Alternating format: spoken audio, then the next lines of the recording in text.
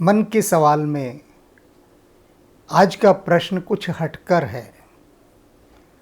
हो सकता है आपको यह लगे कि यह प्रश्न अध्यात्म का नहीं है, क्योंकि एक सज्जन का मुझे संदेश आया कि आप केवल आध्यात्मिक प्रश्न ही उठाया करें, सांसारिक प्रश्नों पर आप चर्चा न किया करें। लेकिन संसार क्या है? इसी संसार से तो अध्यात्म की यात्रा होनी है। यदि मैं सांसारिक समस्याओं को छोड़कर केवल ख्याली आध्यात्मिक बातें करूंगा तो जीवन की यात्रा नहीं हो सकती। रथ के दो पहिए चाहिए। संसार भी सुखद हो, अध्यात्म भी उन्नत हो, तभी बात बनेगी। तो पहले आज के प्रश्न पर हम एक दृष्टि डालते हैं। प्रणाम गुरुदेव, सादर प्रणाम। गृह कलेश और सास बहू के झगड़े को कैसे दूर किया जा सकता है, प्लीज बताइए गुरुदेव। गुरुदेव चरण स्पर्श। सादर प्रणाम गुरुदेव, धन्यवाद। प्रश्नकर्ता बहुत गहरे सदमे में है। सदमा इतना गहरा है कि इस वीडियो में अपना नाम और पता बताना ही भूल गया। कोई बात नहीं, नाम और पते से यहाँ कोई अंतर नहीं पड़ता, क्योंकि यहाँ मन के सवाल रखे जा रहे हैं। कोई नाम बता दे तो ठीक, न बताना चाहे तो ठीक। वीडियो बनाकर भेजा, यह भी कोई कम साहस की बात नहीं है। प्रश्न तुम्हारा बहुत गंभीर है, आध्यात्मिक प्रश्न है ये। तुमने पूछा है, क्या सास बहू के झगड़े कभी समाप्त नहीं हो सकते? ये गृह कलेश कभी शांत नहीं हो सकता? अवश्य हो सकता है। सबसे पहले मैं तुम्हें वह उत्तर दे दूं जो अंत में निकल कर आना था, जिससे तुम्हें एक राहत मिले। बाकी चीज़ों पर भी चर्चा होगी, लेकिन पहले इसका वास्तविक उत्तर ले लो। ये झगड़े बिल्कुल समाप्त हो सकते हैं। कब? जब प्रत्येक सास यह समझे कि उसके घर जो बहू आई है वह उसकी बहू नहीं, बल्कि उसके घर में एक पुत्री का जन्म हुआ है, और वही माध्यम है उस पुत्री को जन्म देने वाली। अपनी पुत्री की 1000 भूलें हम माफ़ करते हैं। बेटी कितनी गलतियां कर ले, माता पिता माफ़ कर देते हैं, लेकिन बहू की भूल माफ़ नहीं करते। तो जिस दिन सास ये समझ लेगी कि मेरे घर में बहू नहीं आई है, परमात्मा ने मुझे एक बेटी दे दी है, और बहू भी यह समझे कि मेरा अब नया जन्म हुआ है, और जिस घर में मेरा जन्म हुआ है वहाँ मुझे नई माँ मिली है। वो पिछले जन्म की माँ तो मैं छोड़ आई, वो तो बाबुल का घर था, पिछला जन्म। अब नया जन्म हुआ है, और प्रत्येक बहू अपनी सास को अपनी माँ समझे, तो माँ कितनी भी खरी खोटी क्यों ना सुना दे। लेकिन बेटियां कहाँ परवाह करती हैं, सुनती रहती हैं, हंसती रहती हैं, लड़ झगड़ लेती हैं, लेकिन फिर बेटी का दिल माँ के लिए धड़कता है, पिता के लिए धड़कता है। तो बहू जिस दिन स्वयं को अपनी बेटी घोषित कर देगी अपनी सास की, और उसका दिल धड़कने लगेगा अपनी इस नई माँ के लिए, तब बात बनेगी। तो दोनों तरफ से जब ये संगति बैठेगी, ये हार्मनी पैदा होगी, जिस घर में पैदा हो गई उस घर से तो ये सास बहू के झगड़े समाप्त हो जाएंगे। क्यों? क्योंकि ना वहाँ सास रहेगी ना बहू रहेगी, वहाँ माँ होगी और बेटी होगी। और माँ बेटी के झगड़ों की कोई परवाह नहीं करता। कभी नहीं आपने सुना होगा कि माँ बेटी के झगड़ों से घर की शांति भंग हुई, लेकिन यह बहुत सुना होगा कि सास बहू के झगड़ों ने घर को नरक बनाकर रख दिया। झगड़ने का शौक है, मन है खूब झगड़ो, जम के झगड़ो, लेकिन माँ बेटी बन के झगड़ो, सास बहू बनकर नहीं। कॉलेज में कथा साहित्य पढ़ाते समय हमारे एक प्राध्यापक कहा करते थे कक्षा में कि औरत की सबसे बड़ी दुश्मन औरत है। तो कॉलेज में जो लड़कियां थी वो इस बात से बिदक जाया करती थी, आपत्ति खड़ी करती थी कि सर आप ये क्या कह रहे हैं, औरत की सबसे बड़ी दुश्मन औरत है। हम नहीं मानते। प्राध्यापक कहते थे न मानो, तुम्हारे न मानने से सत्य थोड़ी ना बदल जाएगा। उन्होंने उन लड़कियों से पूछा, अच्छा एक बात बताओ, कभी ऐसा वाक्य सुना है कि बहू और ससुर का झगड़ा, सास बहू के झगड़े, ये वाक्य तो खूब सुना है। कोई भी एक लड़की हाथ खड़ा करके ये बताए कि क्या उसने ऐसा कोई वाक्य सुना है कि बहू और ससुर का झगड़ा, बहू और ससुर के बीच क्लेश। एक भी लड़की ने हाथ खड़ा नहीं किया। तो प्राध्यापक बोले, देखो तुम ही लोग खुद मेरे कहे पर मुहर लगा रहे हो। तो वो ये बात जो कहते थे बिल्कुल सच कहते थे कि औरत की सबसे बड़ी दुश्मन औरत ही है, आदमी नहीं है।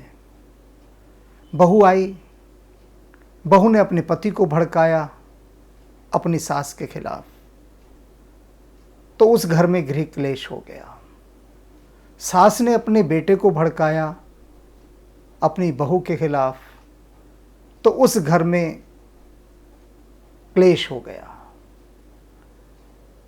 भूमिका किसकी रही? औरत की, सास की और बहू की, ये दोनों ही औरतें हैं। इसीलिए तो मैंने इस बीमारी को जड़ से समाप्त करने के लिए जो सूत्र बताया, जो फॉर्मूला बताया, जो टिप्स बताए, वह यही है कि संसार से बहुओं को भी विदा कर दो और सासों को भी विदा कर दो। रह जाए तो केवल माँ और बेटी, फिर झगड़े की जड़ समाप्त। तो ये तो है आध्यात्मिक कारण, उपाय, आध्यात्मिक उपाय इस गृह क्लेश से बचने का, दूर होने का, जड़ से समाप्त करने का। और एक बार और बता दूं कि जिस किसी भी घर में बहू और सास के झगड़े होते हैं, वहाँ अध्यात्म, भक्ति, ये सब कभी नहीं हो सकती। बेशक से आप कर रहे हो, वह फॉर्मेलिटी है, एक मन को तसल्ली देने वाली बात है, अन्यथा वहाँ देवी देवताओं का कभी वास नहीं हो सकता। गृह क्लेश वाले स्थान पर कोई देवी देवता वास नहीं करते। वे तो वहाँ वास करते हैं जहाँ प्रेम का निवास होता है। प्रेम जहाँ पर है, ढाई आखर प्रेम का, बस उसी प्रेम से परमात्मा खिंचा आता है। तो वे सब बहुएं और सासें यह बात जान लें अच्छी तरह से कि यदि अपने घर में देवी देवताओं को बुलाना है तो प्रत्येक सास माँ हो जाए और प्रत्येक बहू बेटी हो जाए। अब इसका मनोवैज्ञानिक कारण समझ लीजिए कि ये नासमझियों के झगड़े कैसे होते हैं। सास यानी उस घर की मुखिया, अब सास के घर आती है बहू। सास उसे कहती है हमारे घर में ऐसा होता है, हमारे घर में ऐसा होता है, तुम ऐसा करो क्योंकि हमारे घर में ऐसा होता है। अब वह बहू को अपने हिसाब से चलाना चाहती है। सत्ता सास के हाथ में है। बहू इस समय आउटसाइडर है, जो बाहर से आई है, और सास चाहती है कि बहू वही करे जो उसके घर में, उसके राज में, उसकी देख रेख में होता आया हो। कि बहू हमारे घर तो सब्जी इस तरह से बनाई जाती है, तूने ऐसे क्यों बना दी। हो गया झगड़ा। अगर बेटी बना दे वही सब्जी तो माँ कभी ना बोले कि बेटी तूने कैसे बना दी, बल्कि माँ कहेगी कि अरे आज तो तूने बड़ा नया एक्सपेरिमेंट किया, बड़ी स्वाद सब्जी बनाई, कहाँ से सीखी। और बहू बना देगी तो उसकी जान को हाय हत्या। तो झगड़े की जड़ ये कि सास को लगता है कि उसकी सत्ता पर काबिज होने के लिए, अधिकार करने के लिए कोई एक नई शक्ति आ गई है, तो भरसक प्रयास वह करती है उस नई आई शक्ति को दबाने के लिए। बहू को वह अपोजिशन के रूप में देखती है। यह एक पक्ष है, ऐसा भी होता है। अब दूसरा पक्ष बहू की तरफ से, कि बहू ये समझती है कि मैं, अगर वह थोड़ी कमाने वाली है तो कुछ स्थानों पर ऐसा होता है कि अगर कमाऊ बहू है, आत्मनिर्भर है, नौकरी करती है, तो परवाह नहीं करती सास की। वो कहती है मैं घर में कमा कर ला रही हूँ, दूध देती गाय हूँ मैं, मेरी तो लात भी खानी पड़ेगी। तो वहाँ अहंकार का पक्ष हो जाता है। तो वे जो कुछ बहुएं ऐसा करती हैं, मैं सभी की नहीं कह रहा, कुछ, वह जो कुछ का तत्व भी है, वह गृह क्लेश को जन्म देता है। और ये सारी चीज़ें नासमझियों की है, सारी चीज़ें। अब नासमझी कहाँ से आई, यह भी समझ लीजिए। एक घर है, भगवान ने खूब पैसा दिया, खूब से मतलब मेरा इतना ही है कि भूखे नहीं मर रहे। खूब का अभिप्राय इतना ही लेना, कोई उसकी खूब की गिनती कोई बहुत धनाढ्यों में मत कर लेना, कि यानी एक ऐसा घर जिसको भगवान ने खूब दिया, जिसके लिए कहा गया है कि साईं इतना दीजिए जामे कटुम समाए, मैं भी भूखा ना रहूं साधु ना भूखा जाए। ऐसा घर कि खुद भी कमी नहीं है, आया गया कोई भी हो उसको भी भरपेट भोजन करा के भेज दिया जाए। अब ऐसा घर है। अब उस घर में माया शैतान के साथ आती है। शैतान माया से कहता है सताओ इनको। माया कहती कैसे सताऊं, नहीं सता सकती, मैं पैसे की कमी से सताती हूँ, पैसा इनके पास है, अब कैसे सताऊं। शैतान कहता है इनको बीमार कर दो। माया कहती है नहीं कर सकती, क्योंकि भगवान ने इस घर के हिस्से में बीमारी लिखी नहीं। अब बता मैं कैसे बीमार कर दूं। शैतान कहता है लेकिन चैन से तो बैठने नहीं देना ना इस घर को, कुछ न कुछ खुराफात तो तुझे करनी है, तो तू अपना जलवा दिखा। माया कहती है हाँ अब जलवा दिखाने का वक्त आ गया। और जलवा क्या है कि भेजा खराब कर दो, दिमाग खराब कर दो। तो माया दिमाग में घुसती है। अब जीवात्मा ही तो है ये सास बहू में, बहुत छोटी छोटी सी जीवात्माएं, कहाँ माया के आगे ये टिकने वाली है। सास ने इतना सा कुछ कहा और माया घुस गई बहू की बुद्धि में कि दे पलट के गाली, सास को फटकार दे। हिम्मत कैसी हुई, किसने तुझे कुछ कह दिया। या बहू ने सास को कुछ कह दिया तो माया घुस गई सास की बुद्धि में कि ये कल की छुकरिया, ये तुझ पे भौंक रही है, दिखा दे इसे अपना रंग, बता दे तू कौन है, तू सास है, इस घर की मालकिन है। बस महाभारत आरंभ। शैतान कहता है बस अब हो गया ये घर नरक, अब यहाँ पर बीमारी भी आएगी, पैसा भी जाएगा, सुख शांति सब भंग। यानी भगवान ने जिनको सब कुछ दे दिया उसके बाद समझ नहीं दी, ना समझियाँ आ गई। इतनी समझ नहीं आई कि हम किन बातों को लेकर लड़ रहे हैं और इसका परिणाम क्या होगा।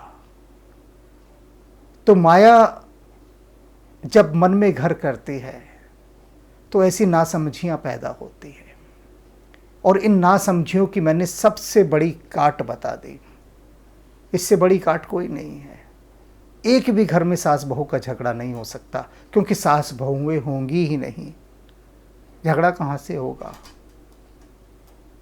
ना रहेगा बांस, ना बजेगी बांसुरी। मैं तो बांस ही काट रहा हूँ ना, बांसुरी बजेगी ही नहीं, कहाँ से बजेगी। माँ होगी और बेटी होगी। तो ये सूत्र दे दिया है मैंने, अपना लो। आज ही मेज पर बैठो डाइनिंग टेबल पे, जैसे दो देशों के राष्ट्रपति सिग्नेचर करते हैं ना अपने, एक एग्रीमेंट बनाओ वो कहे कि आज से इस बहू से मेरा कोई लेना देना नहीं, ये आज से मेरी बेटी हुई, हस्ताक्षर करे सास। उधर से बहू एक एफिडेविट बनाए कि ये मेरी सास है ही नहीं, मेरे इससे कुछ लेना देना नहीं, ये तो मेरी माँ है, मैं साइन करती हूँ। तो 2 एग्रीमेंट बनाओ, 2 4 8 10 पड़ोसी इकट्ठे कर लो, थोड़ी पार्टी वार्टी करो, सब लोगों को बुलाओ, सास बिठाए बहू को गोद में कि आज मेरे घर बेटी का जन्म हुआ है, थोड़ा ड्रामा श्रामा करो। शादी में कितने ढोल नगाड़े पीटते हो। सास लाती है बड़े अरमान के साथ सजा धजा कर बहू को, खूब पैसा लुटाती है सास, और अगले दिन वही बहू बुरी लगने लगती है जिससे लाखों रुपए लुटा कर लाई खर्च करके। तो भैया मेरे कहने से एक पार्टी और कर लो, कह दो अब ये बहू नहीं है, मेरी बेटी के घर जन्म हुआ है मेरा, ये बेटी आई है मेरे घर, तो पार्टी वार्टी भी हो जाए, उत्सव हो जाए। करके देखना प्रयोग, सब बता दी बात मैंने, जड़ से खत्म हो जाएंगे ये झगड़े। अब निर्भर आपके ऊपर करता है कि मेरी बात को हंसी मजाक में ले लो या गंभीर होकर अपना जीवन बदल डालो। सब आप पर निर्भर करता है, आपकी इच्छा शक्ति पर।